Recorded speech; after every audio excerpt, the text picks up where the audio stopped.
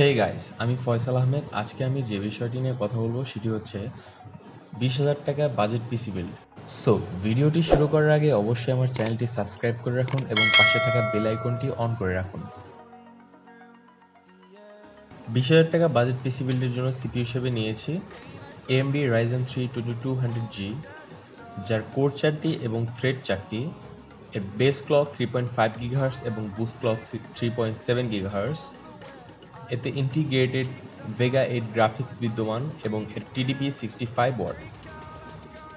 এর বাজার মূল্য ৮,২০০ টাকা।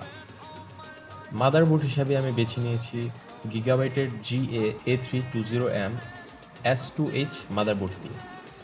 এর মধ্যে মেমোরি স্লট রয়েছে দুটি এবং 32GB পর্যন্ত র্যাম ব্যবহার করতে পারবেন। এর বাজার মূল্য ৫,৩০০ টাকা। র্যাম হিসেবে চুজ করেছি এডাটার 4GB DDR4 2666। এর ফ্রিকোয়েন্সি 2666 মেগাহার্জ। এর বাজার মূল্য 2,300 টাকা। স্টোরেজ হিসেবে চুজ করেছি ওয়েস্টার্ন ডিজিটালের 240GB M.2, যার বাজার মূল্য 3,500 টাকা। এবং কেসিং হিসেবে চুজ করেছি ম্যাক্স গ্রিন 2810BG। এর সাথে পাওয়ার সাপ্লাই দেওয়া আছে, যা আমাদের এই বিল্ডের জন্য একদম পারফেক্ট। কেসিংটির বাজার মূল্য 2,100 টাকা।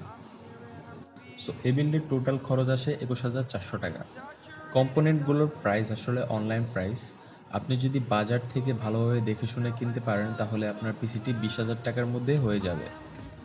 20,000 টাকায় এই কনফিগারেশনের পিসিটি দিয়ে আপনি যে কোনো ধরনের game medium to high frame রেটে ল্যাগ ফ্রি খেলতে পারবেন এবং মোটামুটি মানের ভিডিও এডিটিং ও গ্রাফিক্সের কাজ করতে পারবেন।